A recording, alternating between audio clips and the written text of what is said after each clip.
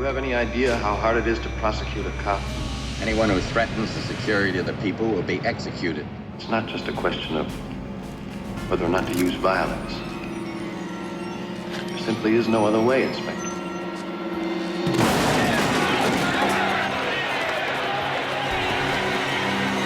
It was the style in those days to categorize people. Conservative people were calling liberal people communists, and liberal people were calling conservative people fascists. Dirty Harry was pretty representative of divisions in American society at the time of the films. This wasn't a good liberal movie. It didn't have any pat homilies in it. What it did have to say are some very troubling things about law and right and wrong and what you can do and what you can't do and what sometimes you have to do in order to keep the balance. Dirty Harry's saying, we know what's right and wrong. We don't care what the law says. We know inherently, human beings know what's right and wrong. They know evil when they see it.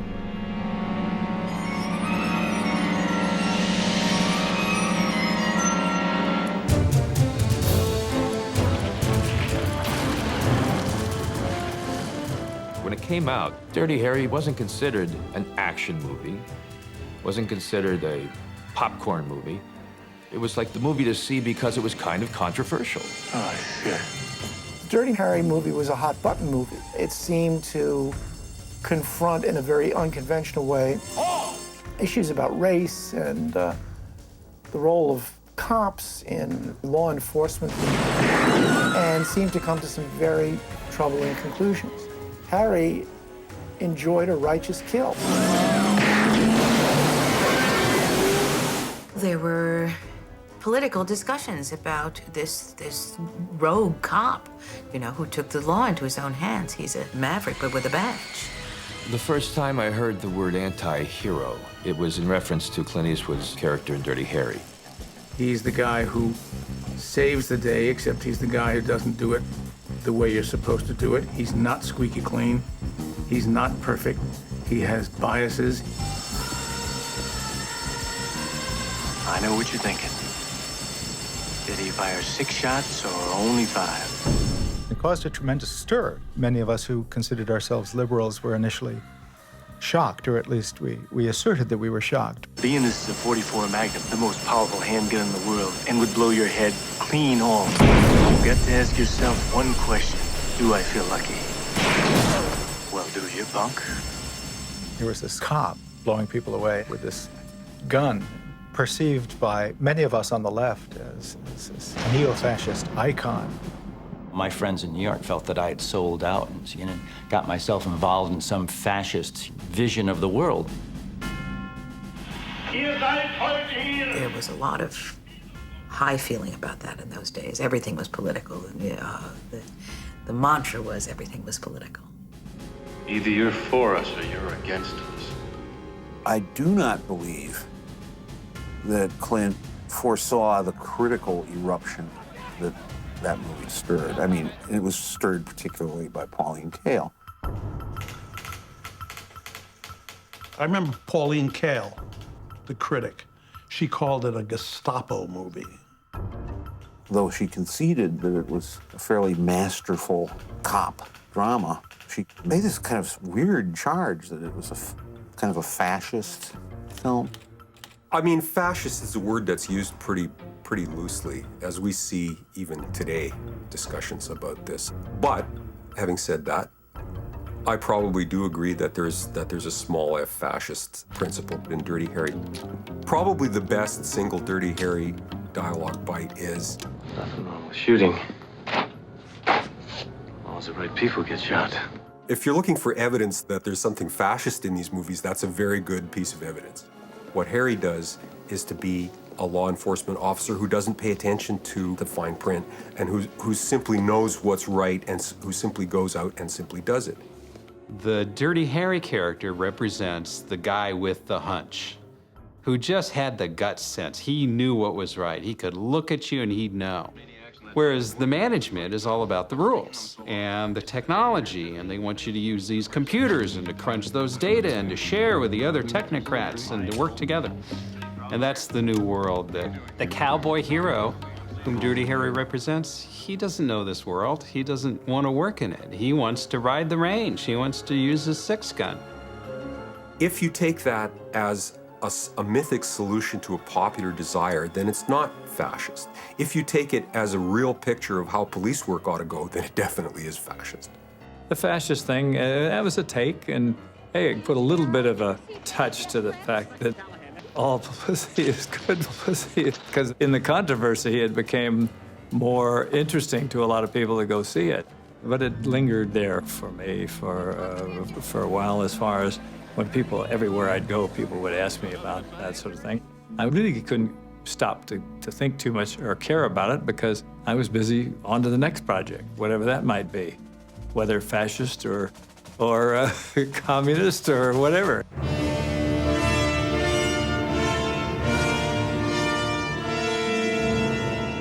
People use the word fascist too much. They use the word racist too much. You know, they just use it as a word sometimes. You know, and it works because it gets people's attention, but those words should really mean something. You shouldn't just throw those words around. I think that critics exist to criticize. And there's an awful lot of things that are going on that are a lot more criticizable and a lot more violent and a lot more horrible than a Dirty Harry film. It's not Mary Poppins, and it wasn't meant to be. And really, it didn't seem to make much of a difference in the success of the franchise. The picture had come out, and it was very popular, and I didn't put too much stake in all that. I figured that that person was probably writing for their own enjoyment or their own constituency, to show other people in her profession how she could take a unique take on something, rather than really critique the film. And if you don't like certain elements of it, then go ahead and point them out and really do film criticism, which is critiquing. On that note, in the Deadpool, of course, there is, amongst the murder victims, there is a movie critic of about Pauline Kael's age and about Pauline Kael's build. So Pauline Kael is murdered in a Dirty Harry movie, which is highly appropriate given her critical attitudes towards Harry films. What? I said, do you like my films? You take it in the spirit it is, and you enjoy it in the spirit it is. And I had sort of always adhered to the old Alfred Hitchcock, you know, it's only a movie, you know, kind of a feeling. And yeah, it became a little controversial, but that never bothered me. I've never shied away from that. Anti-war demonstrators protest U.S. involvement in the Vietnam War. I think it's impossible to look at anything without remembering the time in which it was done.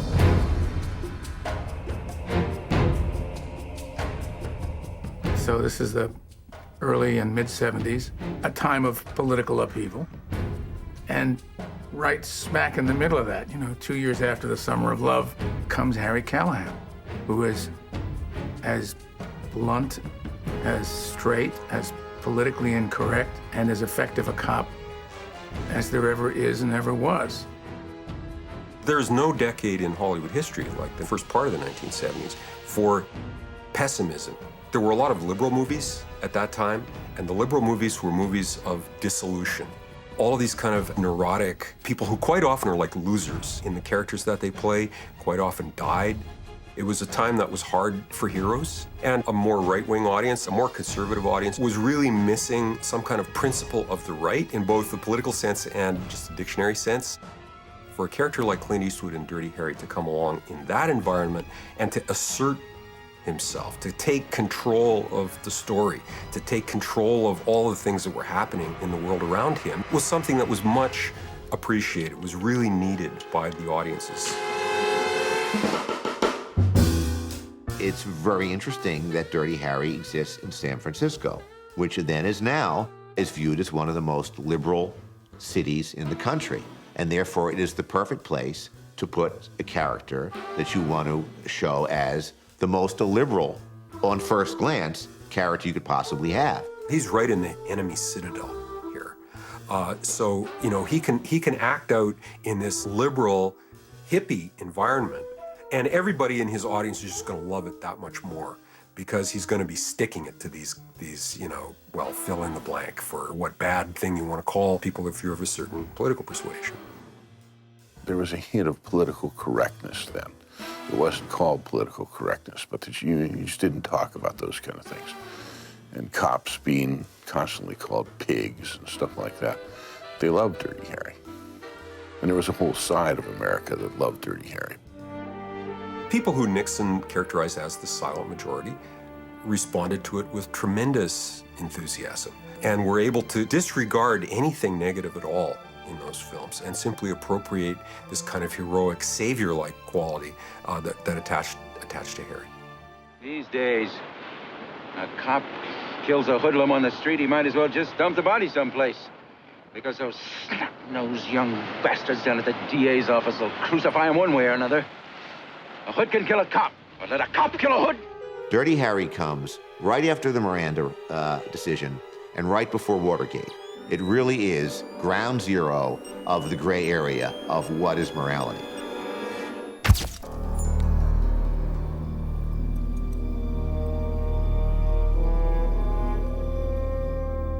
He doesn't like authority, which is a very conventional, heroic attribute in all American movies.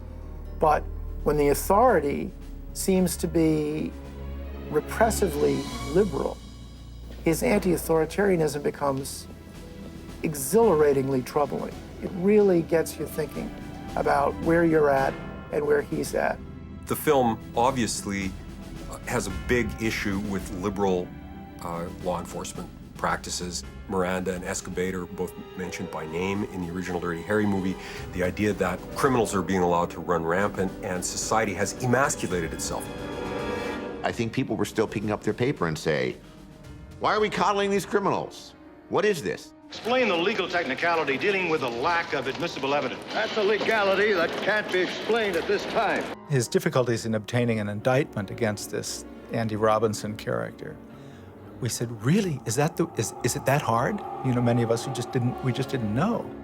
The very heinousness of the bad guy's crime allows him to get away. Because what he's done is so awful, bury a girl with a limited time to breathe. Dirty Harry has to use unconstitutional methods to get to her. So now the criminal gets back on the street, the evidence is thrown out, and that angers us.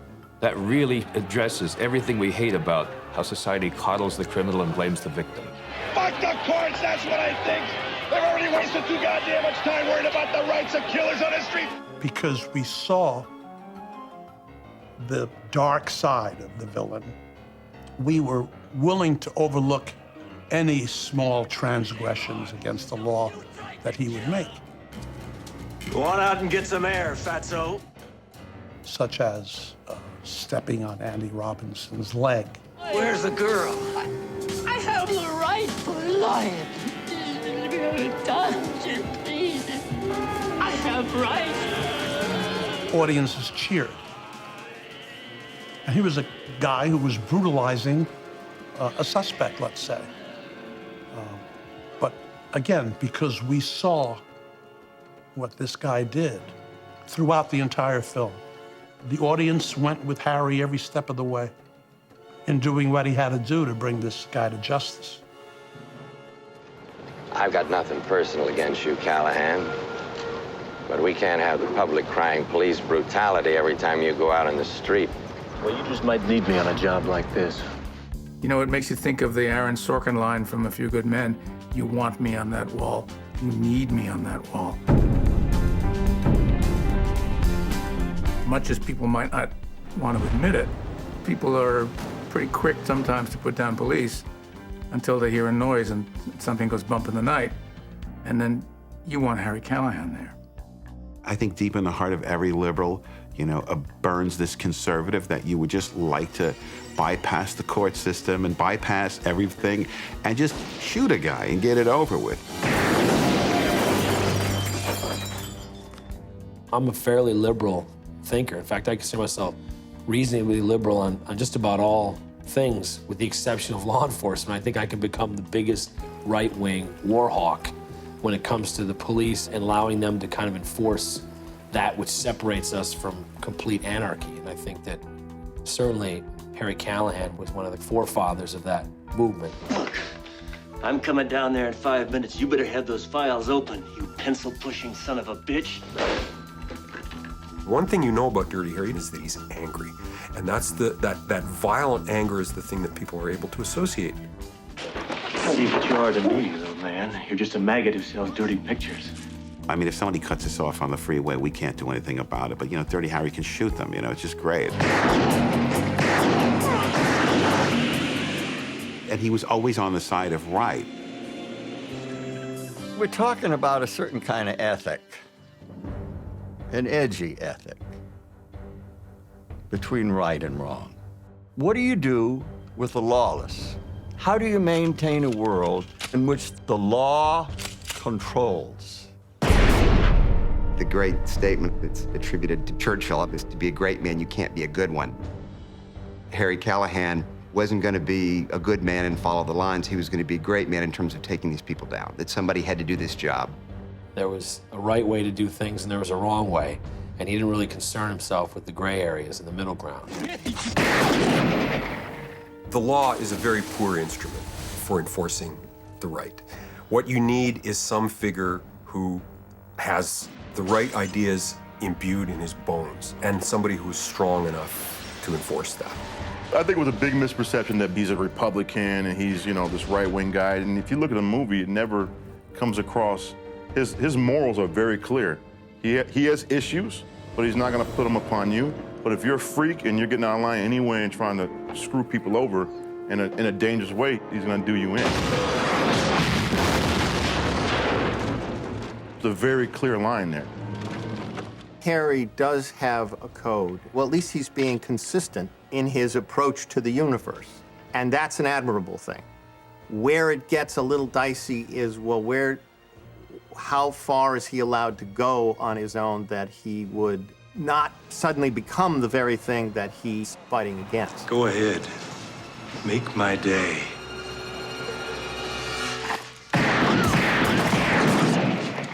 I think what that comes down to is the perceived necessity to fight fire with fire.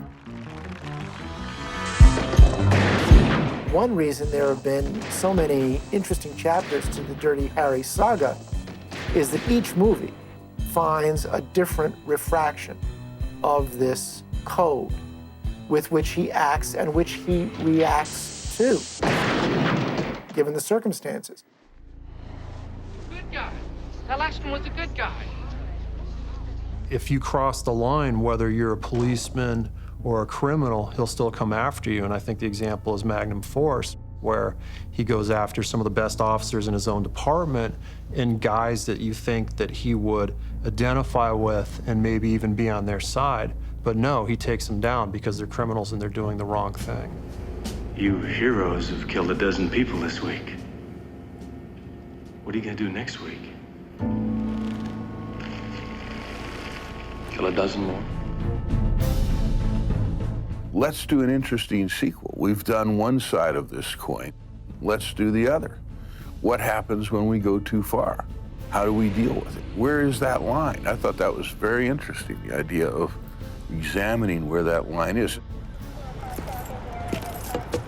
It's as though when Pauline Kael and other reviewers said that Dirty Harry was fascist, Magnum Force sets out in response to these accusations by saying, no, you want to see fascists? I'll show you fascists.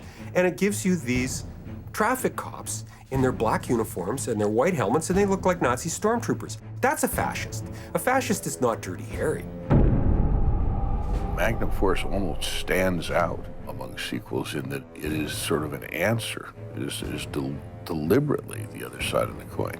Think he's going in one way, in fact goes to exactly the other. And that's exactly what he did with Magnum Force.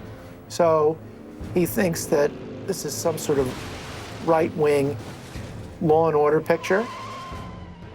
Now he's going to make a picture where law and order itself is compromised and called into question. What was great about that was, I mean, that even Dirty Harry had a line that he wouldn't cross. I'm afraid you've misjudged me. And then there were a bunch of guys who were out there really crossing the line. Those guys were just out and out fascists, and he wasn't about that. But they were the antithesis of Harry, see, because they were essentially doing the same thing that he was setting out to do. He was just going to clean it up. And they started to do kind of the same thing, but it wasn't right.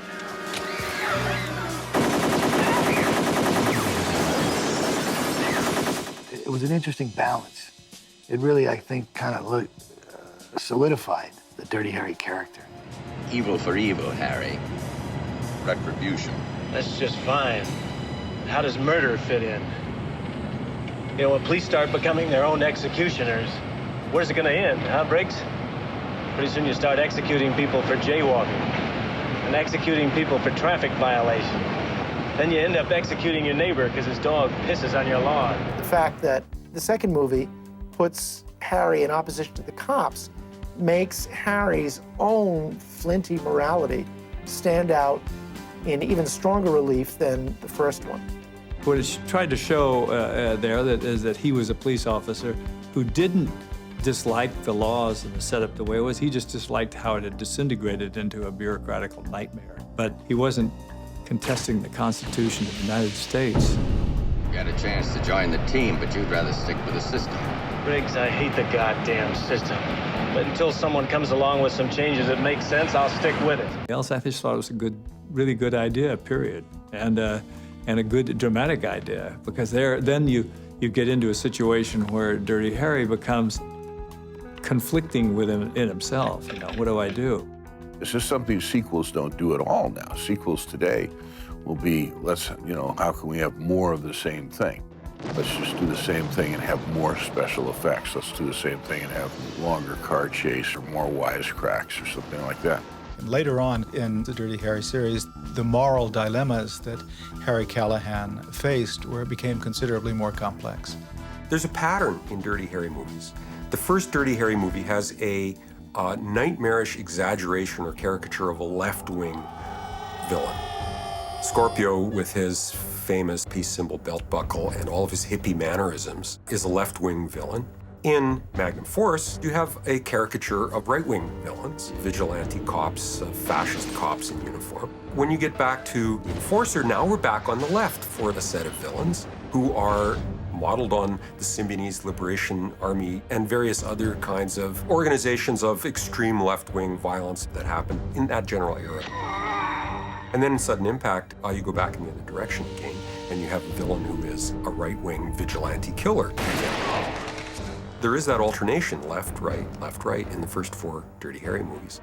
Like many great American movies, Dirty Harry is a very serious film masquerading as a major candidate for box office. But it turned out to be not only a big hit, but a lot more than just another piece of genre filmmaking. What more can you do than raise a moral issue, give this broad, raw, constantly tense narrative, and present one of the greatest and most powerful, iconic figures in the history of crime fiction?